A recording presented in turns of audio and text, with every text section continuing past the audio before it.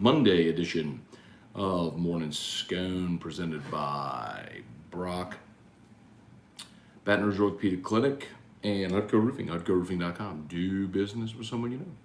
Hudco Roofing, HudcoRoofing.com. All right, y'all. Hope all the dads had a fantastic Father's Day. We did. Hung out here at the house. Had my dad came over. Had Erica's family all came over, and kind of did a pool day, which was a lot of fun. So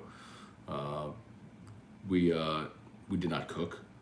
Rouse's did the honors, by the way. I tell you about Rouse's, but man, we did barbecue. We did ribs, brisket, baked beans, all the sort of stuff from Rouse's. They knocked it up. First one picked it up yesterday, 10:30 in the morning. Was ready to roll.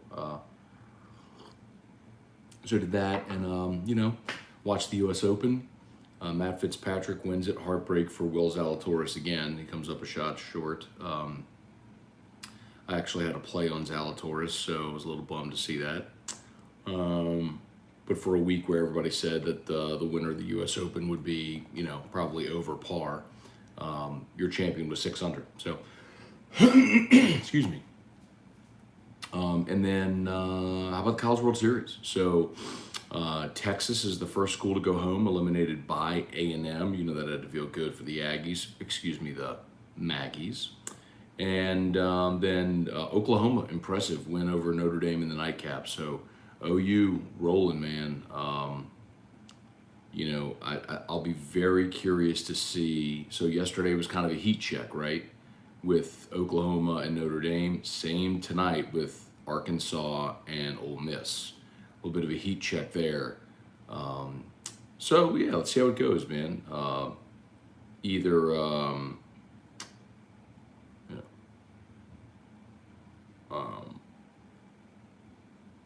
Auburn or Stanford will go home today.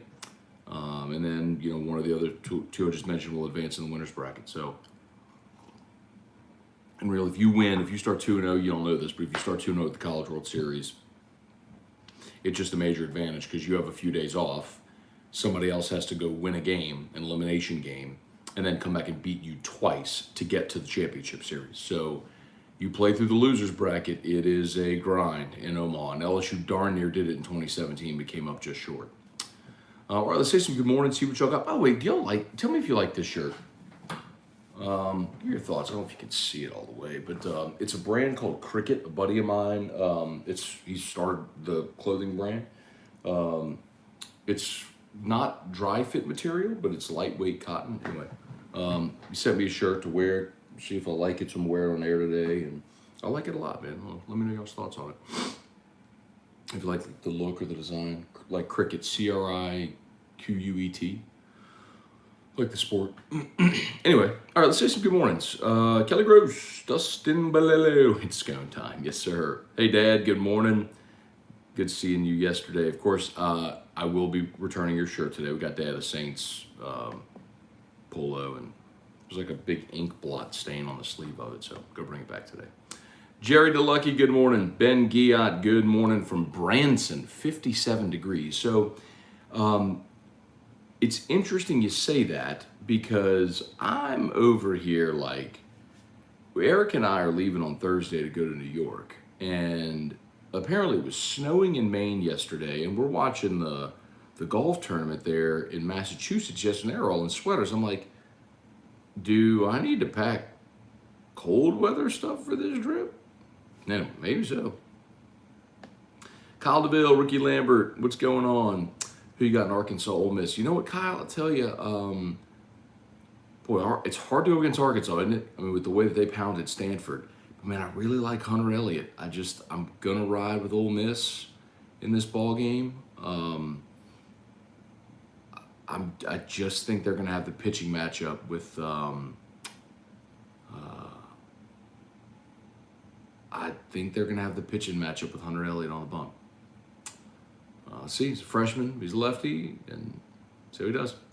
Brian Penton, good morning from Cincinnati. All right, Bubba Tatum, happy belated Father's Day from Anna Maria Island, Florida. Horns down, okay. Chuck Sanchez, what's up, Chuck? Get it? Up, Chuck? Good morning, Scone. Looks comfortable. I'd wear it. Okay, good to know. It is a very comfortable shirt. It is very comfortable. Normally, I don't like wearing cotton anymore. I don't even know if this is cotton. I don't know what it is, but it's not dry fit material, right? Like that Nike dry fit. It's not that, but it's very comfortable. All right, jump over here, say some good mornings to our YouTube peeps. I'll flip back and forth. Got to take Drew to the doctor this morning, so I can stick here a little longer, actually. Tim Go True, good morning. Let's see. Had to miss yesterday's show due to prior obligations. Hope you, Erock, and Drew had a great Father's Day. We did, Tim. Thank you. Same to you. Hope you and yours had a great day. Kirk Taylor, Larry Garner, good morning. Trivia Carter, what's up? Kirk, the mood at the CWS is that everyone is happy Tennessee isn't in Omaha. Interesting. Who's got the most fans there, Kirk? So for those who don't know, Kirk lives in Omaha. Not for long, though. Moving back this way. But I'm curious, Kirk, if you have like a sense of who has the most, what school brought the most fans there. Spurge, good morning. Matt Plavidal. Matt, can you recommend a whiskey for me for a friend? Not something expensive, but not cheap either. Thanks. Yeah. Old Elk, $50. Really good. They're standard straight bourbon. It's right there. It's really good. If you're looking for just a bourbon, Old Elk, $50. That, or I'd say Four Roses single barrel, same price point, right there in that $50 price point. I think it'd be hard to go wrong with either of those two. Very, very good whiskeys that you can find anywhere that are in that $50 price point that are both really good. Wendell Norman, good morning. Kirk Taylor. Let's see, Matt. Thank you, Larry. So Larry loves the shirt. I like it. It fits me good too. I don't know if this is like just a crease from the fold right there. Maybe so. Brant Roban, morning, Scone. Did you say we won't hear any kind of punishment for LSU basketball to the end of the summer? Also, will our other programs receive punishment as well? So remember this, Brant. Football self-imposed the bowl ban and scholarship restrictions. Now, we can laugh at the self-imposed bowl ban because it was during the COVID year, but they did self-impose a bowl ban. But my understanding is that NCAA enforcement kind of laughed at that as well.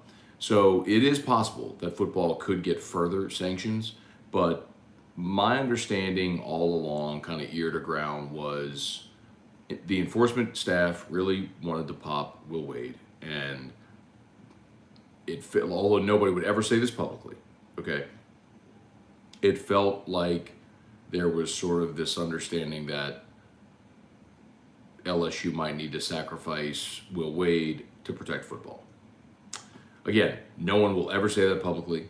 That is nothing on the record. That is not a report. That's my opinion based on a lot of the goings on that I think have happened over the last 3 years. And the enforcement staff dragging out dragging out football after that should have been closed for quite a while, after self-imposed punishments and everything. And they kept dragging it out. That was always my feeling on it. So with Will Wade now no longer at LSU, I would hope that football is in the clear. As far as a timetable for basketball, it's impossible to know. The enforcement staff moves at the beat of their own drum. So I have no idea when. I expect that LSU is going to get scholarship reduction, probation, and a postseason ban in basketball. That's what Oklahoma State got, and LSU's part of the same investigation.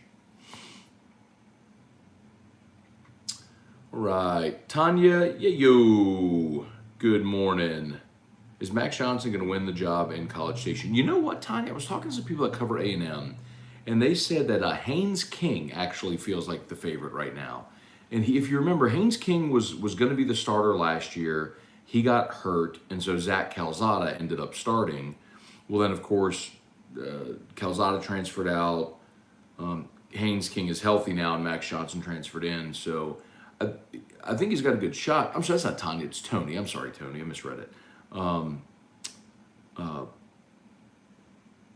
But Johnson certainly has a shot, but Haynes King, I think, is who. Again, I don't know. I'm not there. I'm just talking to people that cover the team. That was the feeling coming out of spring.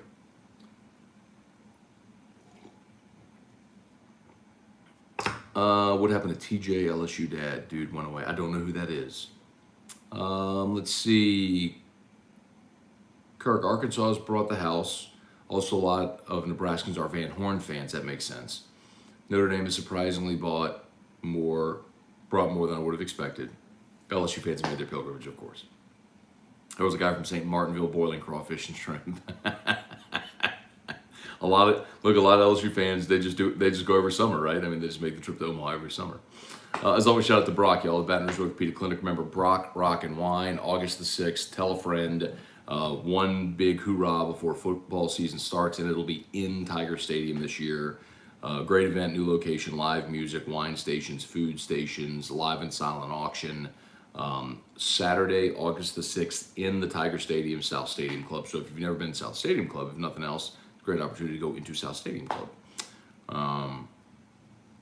So check it out, brortho.com for tickets, brortho.com. Brian Wynn, good morning. Matt Godwin, morning, Matt. My wife and I are headed into the hospital today for the birth of our daughter. We'll have another Tiger fan in Alabama. Love it, man. Matt, congratulations, man.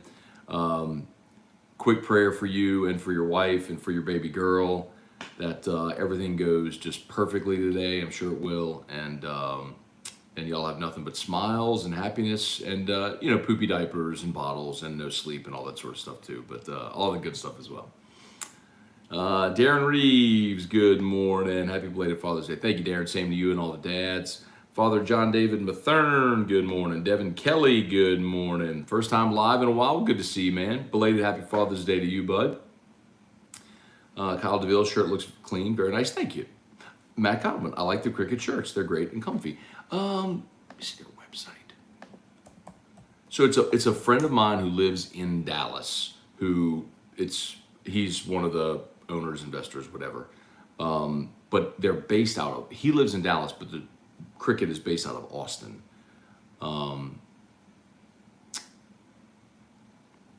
Cricket shirts. Wow, they got a lot of different designs. Oh, they got a pocket. They have a pocket.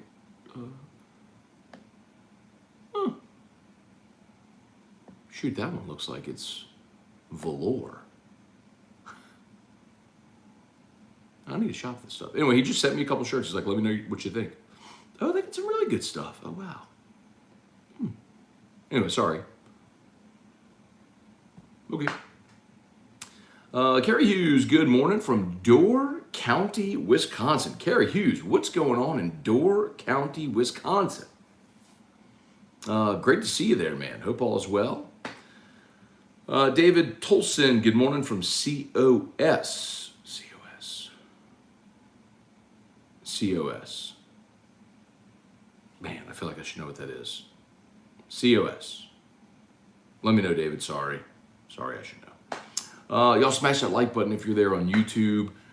Do be a solid, smash the like button. Facebook, like the page, share the post. Oh, we got to take Drew to the doctor this morning, so we'll have LSU Daily. It's just going to be a little bit later published today, but we will get you LSU Daily today, and AFR at 3 o'clock as always. Appreciate y'all for being there. Good weekend.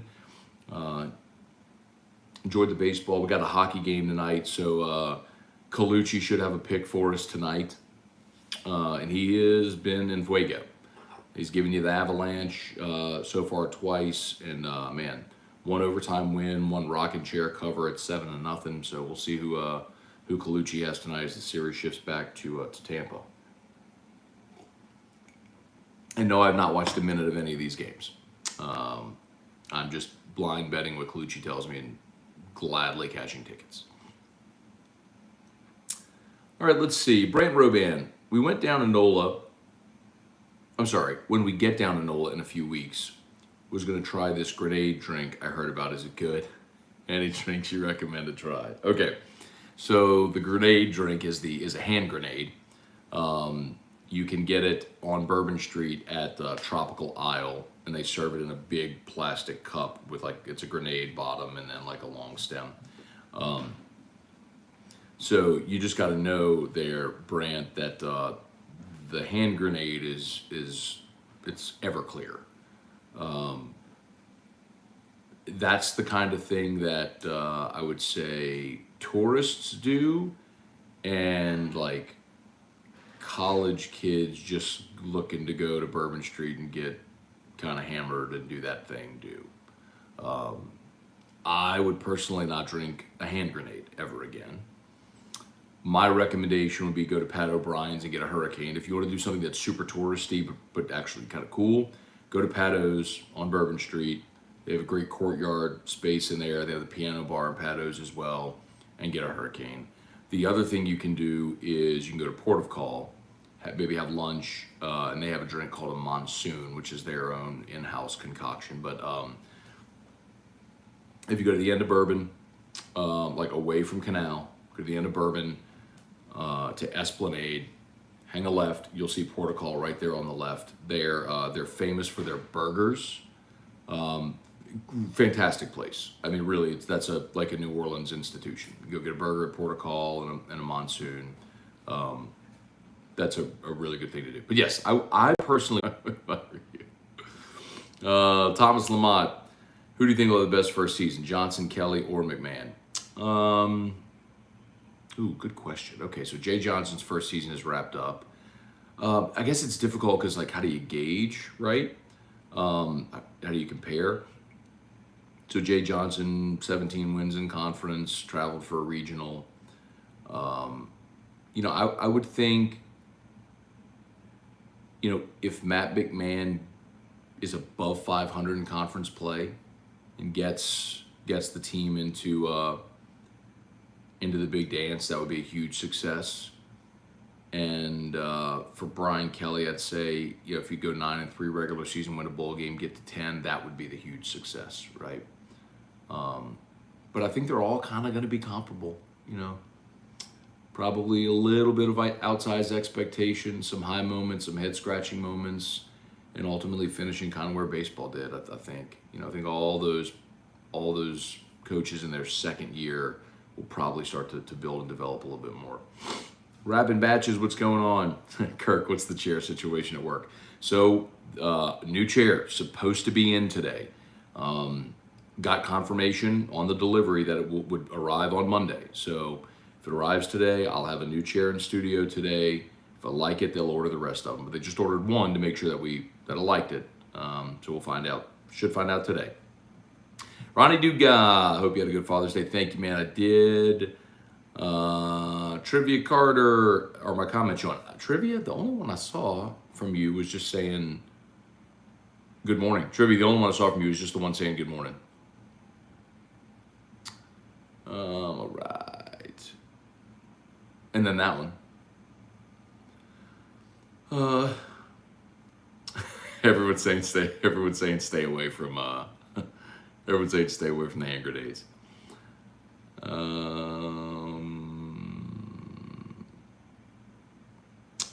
Brant Roban, okay, scratch the grenade drink. We did go to Pat O's a few years ago, had a Hurricane or 2 or 3. It's my wife's first time. Let's say we had to lean on each other back to the hotel. All right, let's see a couple more. Tim Gotra, as a general rule, hand grenades should be avoided on Bourbon Street the same way you should avoid them on a battlefield. Got it, okay. Eugene Sutherland, morning, Matt. Leftover grilled meats all day, drinking on tap. Let's go. For those that have the day off, if you do, that ain't a bad way to roll, man. Have a great day, Eugene. All right, back over here. Oh, Colorado Springs. Gotcha, David. Lawrence Burley, good morning. Let's see. Okay, Tampa's favorite tonight. Let's see what Colucci says. Kerry Hughes, Rufino's or Supper Club for anniversary date? Ooh.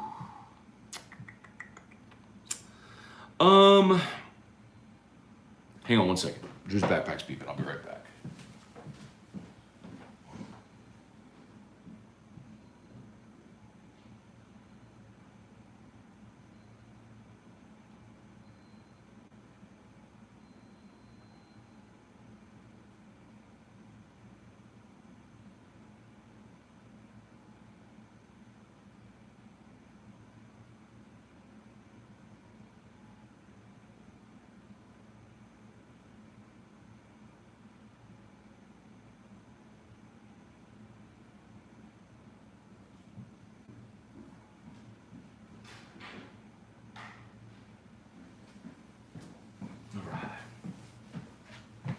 Okay, so Carrie, back to your question. So the cop-out answer is you can't go wrong with either. What I would tell you is you have to realize the two are so drastically different. You've been to Rufino's before, you know the vibe. I love it. So hospitable. You're always gonna have a great time there. Good meal, great ambiance. I just love it. I mean, that's our favorite place. Supper Club though is an experience. Like I said after we went, they took Las Vegas and dropped it in Baton Rouge, and it's something that I think everyone should go experience. But the thing I'll tell you, like if you want a more like sort of quiet anniversary dinner that's jovial and that's sort of like that's Rufino's. If you want like dinner in the dance club and flaming desserts and beaded walls and I mean like Vegas, then you go to Supper Club. So I mean it's really kind of what kind of vibe do you want for your anniversary? Both are awesome. I mean both are phenomenal. You really couldn't go wrong. It's just kind of what kind of vibe do you want?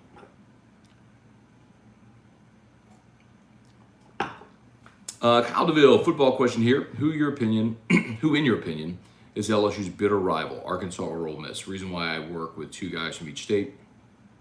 It's funny when they argue over it. So Kyle, my answer, so it's definitely not Arkansas. I don't think there's anybody at LSU, there's no group of LSU fans generationally that would argue that it's Arkansas. I think if anything, LSU fans collectively resent Arkansas because LSU got saddled with the Friday after Thanksgiving game for so long.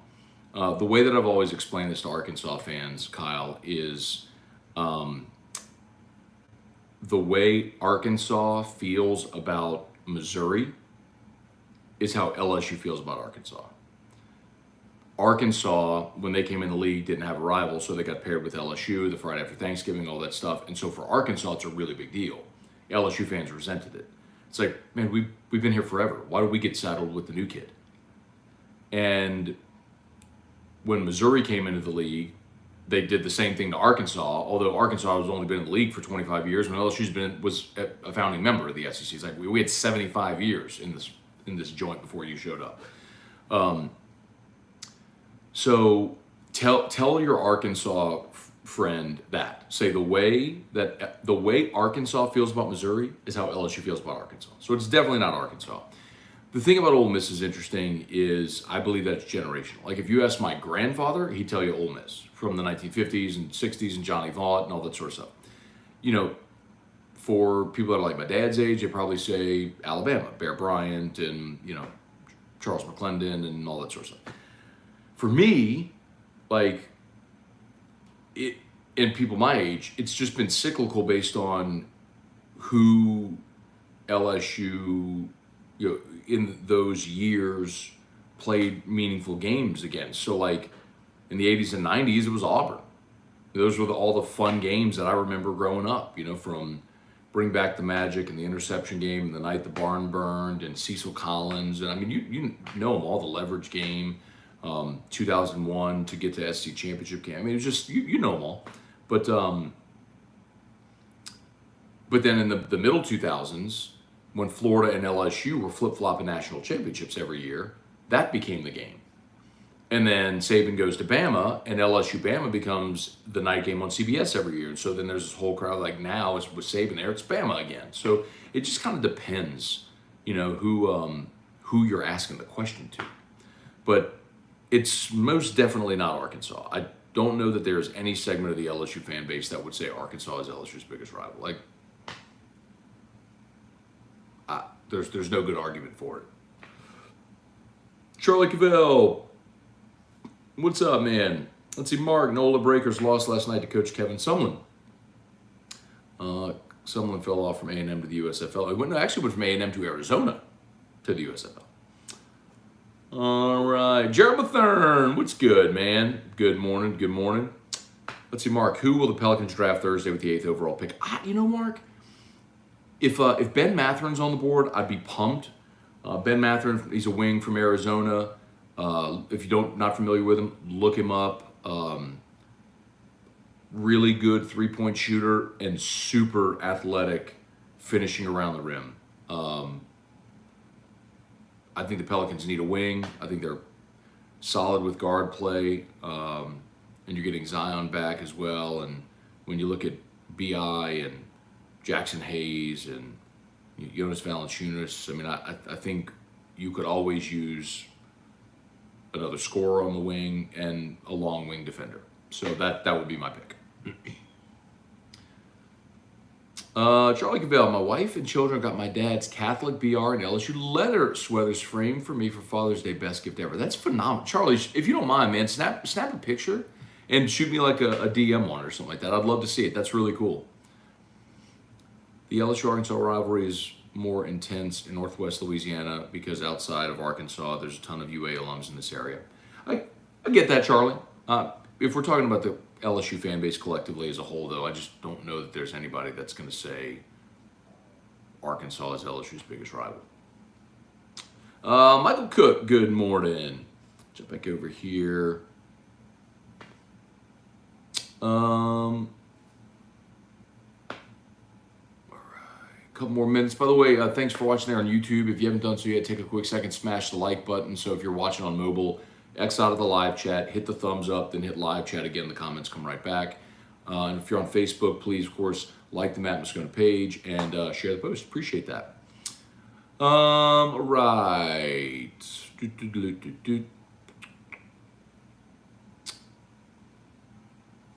Kirk, I'll try to get some video of the crowd and send it over. Okay, appreciate that. Are you going to the games or are you just around town?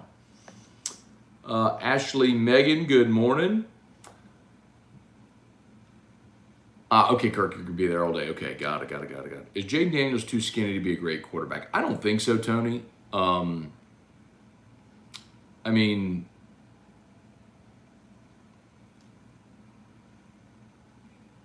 I don't think so. I don't have a great explanation other than I think that that's an often overplayed sentiment. I mean, Lamar Jackson won an MVP and he's really skinny. Won the Heisman, he's really skinny. So no, I don't think so.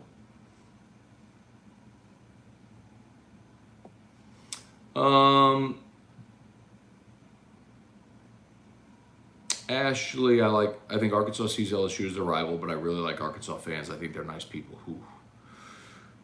Ashley, I'll tell you, on the short list of worst experiences I've ever had is going to watch LSU Arkansas in Little Rock at War Memorial Stadium. The worst fans, the worst venue, the worst everything. I don't have good experiences at all with Arkansas fans. Spurs, let's see. Try the Vu Carré signature drink at the Carousel Bar. Yes, sir, at the Montleon. It's always a good choice. Kirk, Auburn or Florida is LSU's rival. I mean, how many weird games do we need to have? That's the tough part about it with LSU, though, is anyone you say has a built-in rival already. So Florida has Georgia and Florida State. Auburn, of course, has Alabama and Georgia. And Ole Miss has Mississippi State. So LSU isn't anybody's primary rival. It's just, and that's okay. It's just what it is.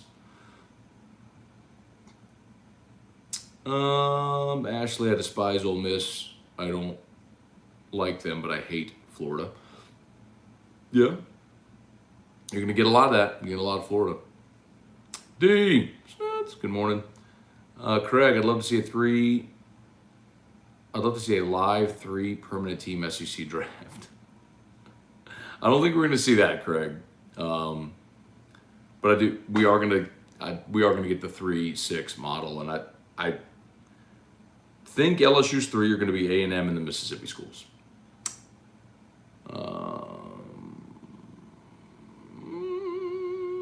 All right, Eugene, Arkansas is a rival to LSU, kind of like Tampa's a rival to the Saints. Not really. One team has dominated the other since the two were paired together after conference realignment. Brant, who's LSU who's must get in recruiting and what are the odds? Don't know, Brant. I'm not the recruiting guy. I hate to say that, man, but it's just when we get closer to the early signing period, we'll know. Jesse Post, good morning. Let's see, Kirk, best game I've seen was LSU Florida 07. Hated them ever since, even after you learned that Hernandez caught his first body that week. Oof. That whole team, man. That whole situation with Aaron Hernandez was not only sad, but tragic. Randall, morning, Matt. Hate Florida. There's nothing like beating Bama and the Falcons. But see, here's the thing, though, Randall. So you're right, but so when I was in school at LSU, that was Bama's Dennis Francione, Mike Shula era. You know what I mean? So, I mean, let's see. LSU beat Bama in 2000, 2001, lost in 02, then beat them 3, 4, 5, 6, 7. So, right, 3, 4. Yeah, so LSU won 7 out of 8 against Alabama during that stretch. I mean, it wasn't competitive. It just completely shifted to LSU. So,